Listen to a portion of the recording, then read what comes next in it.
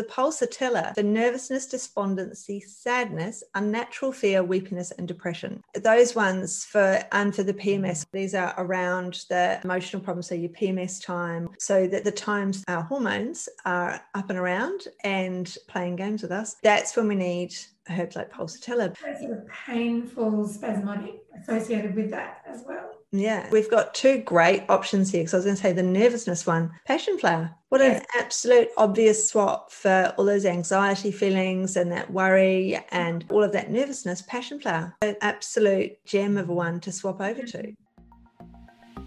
Hello and welcome. Mentoring with Geraldine is a bite-sized practitioner podcast for naturopaths, nutritionists, herbalists, and practitioners. This podcast responds directly to your needs, the needs of the practicing natural therapist. With interviews, herbal discussions, something business and something clinical each week, you'll get the variety you need and enjoy to stay motivated in practice.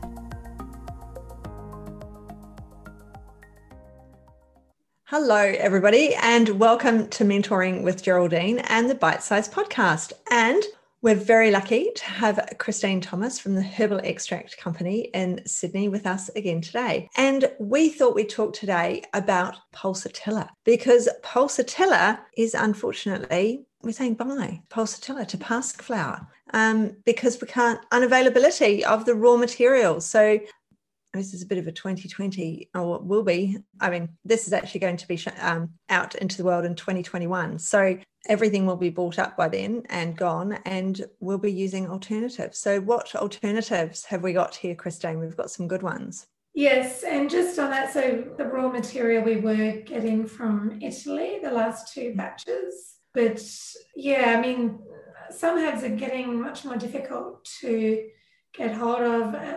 It depends where they're grown. But another problem that we've also experienced is because there's a lot of standardization going on, that uses a lot more herb. To make a standardized herb, you have to use a lot of herb and then it's concentrated down. So, I mean, we don't standardize anything. We make it to a standard, but we don't alter the chemistry of the herbs. It's the whole herb that we use in their full spectrum. Mirroring the raw plant material. Yeah. So it's not something we do here. We're much more traditional in that sense, and there's a place for standardization. I guess some people like to do that, but there is more potential for side effects, as we've seen with anthraquinone, where there's been some TGA issues with anthraquinone products, and it's only with the concentrated standardized products. Yep. But what the other problem with them is that they use a large amount of herb, and as a result, it's a lot more difficult to get the herbs. I mean, the supply is being depleted. Right. It's not sustainable to do this. I'm not 100% sure if that's to do with Pulsatilla. Yeah. However, it is something to be aware of. Why raw materials are becoming unavailable. A lot of them are becoming unavailable because they're being over-harvested. Right, yeah. But another problem is that we have a huge supply, but so much is being used to concentrate them down. Yeah. But it's also hard to get them. Often it'll be the country that it's coming from, as we spoke about with sundew. Madagascar, we're having problems with African imports, South Africa as well. Yeah. And with the pandemic, it's causing a lot more issues with people just not harvesting, and if they get to customs, they're held up. At the moment, customs in Melbourne, for example, there's a month delay, 2 weeks and a week in Brisbane. So yeah, and I mean all these delays, and then if we can't get the herb, then we need alternatives. Yes. And so you've given us some wonderful alternatives here, because the pulsatilla for nervousness, despondency, sadness, unnatural fear, weepiness, and depression. Those ones for the PMS, these are around the emotional problems, so your PMS time, so that the times our hormones are up and around and playing games with us. That's when we need herbs like pulsatilla. There's sort of painful spasmodic associated with that as well. Yeah, we've got two great options here because I was going to say the nervousness one, passion flower. What an absolute obvious swap for all those anxiety feelings and that worry and all of that nervousness. Passion flower, an absolute gem of a one to swap over to. They have the same action, so spasmodic, anodyne, and sedative. So not only just for the emotional side of it, but also the pain and spasmodic side of things, like especially in the female reproductive system, but also can be used in the male, but has a particular affinity for neurological pain and spasm. Which is exactly what we need. We need that wonderful swap, that alternative. It's almost an identical swap there. Yeah. And the other one that you've suggested is Jamaica dogwood. Yes. I rather like Jamaica dogwood. I like the name of it as well. Yeah. I don't know how it got that name. It's, obviously there's something there. There must be a story behind that name, but I don't know what it is. I haven't done the monograph on this one yet, so I haven't. I'm sure there's a great story behind it. Yeah, I look forward to hearing that story. When we get to it, we will tell everybody about Jamaica dogwood and we will tell that story. But in the meantime, it's another great alternative because it's really good for pain, isn't it? And women have pain around period time. They have that spasm of the uteruses. And so having Jamaica dogwood, it's such a good one to use to deal with that pain around that time. So, even the migraine, if women are getting migraines around that time as well, it helps with that pain. But especially if they're of a nervous origin, like the muscle cramping and the pain, if it's of a nervous origin, like Pulsatilla. Yeah. Because it's sedative, anodyne, nervous system relaxant, and antispasmodic and anti-inflammatory. So has all similar action. Totally perfect for what we need it for that PMS and everything we need it for around there when we're feeling really a bit rough and we want to throw things at people and cry at the same time. Obviously, I'm never like that. We'll just put that out there. Obviously, I'm calm throughout the month, absolutely relaxed. But and the other option you gave us is saffron. Now that's your new herb, and we have talked about saffron before, and we saw just how beautiful the saffron is, and because we've got some clinical trials and that, so we have talked about saffron, but it's a great little herb, isn't it? Yeah. What a wonderful opt-in. Yeah, and there have been trials on PMS to relieve the symptoms of PMS, and also mostly known for its most of the scientific evidence is in depression. So again, like with Pulsatilla for that depression, sadness, despondency, unnatural fear. So saffron's perfect. Again, PMS and depression, so men and women. Yeah.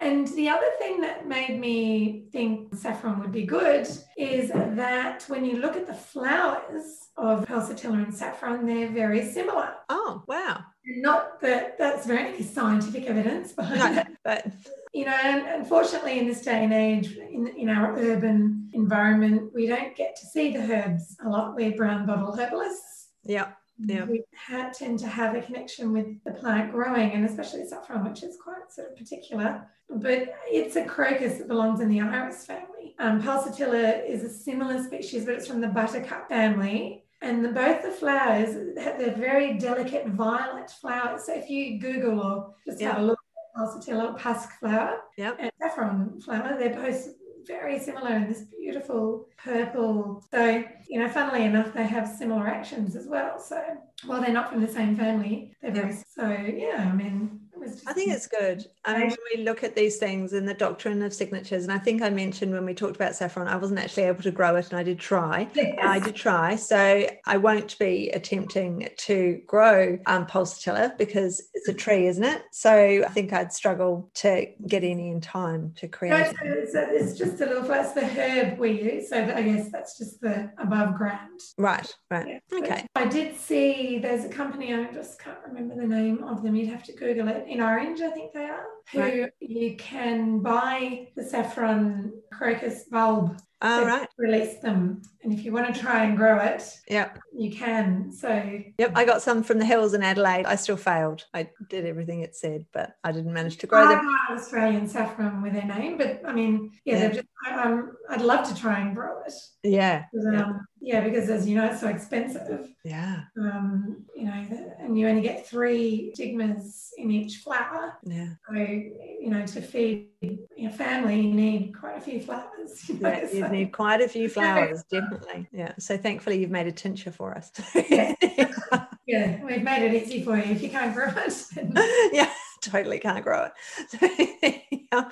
But I mean, 3 good choices because we can't use that Pulsatilla. So those are 3 really good choices that we've got that everyone actually has. I've got those 3 on my shelves. And I think the majority of herbalists will just have those ones on their shelves. And when they run out of Pulsatilla and they're searching around, it's going to be, I've got my passion flower, I've got my Jamaica dogwood, and I've got my saffron. What great choices. So that's really interesting, the Pulsatilla. Have we got anything else that we haven't covered? I think those 3 are really amazing herbs to swap in for it. And I look forward to doing exactly that next time I have somebody in who's got PMS and who needs the Pulsatilla, and I'll give them the passion flower and the Jamaica dogwood and the saffron. No worries there at all. And it would cover so much as well with them. It's going to cover all of those areas with them. And sometimes by having more options, I wouldn't necessarily put the saffron in. I might only put the Jamaica dogwood in. It might be the passion flower and the Jamaica dogwood. It might be the passion flower and the saffron, and we don't need the Jamaica dogwood. So sometimes having more for one is a good thing. Yeah. Also, Pulsatilla was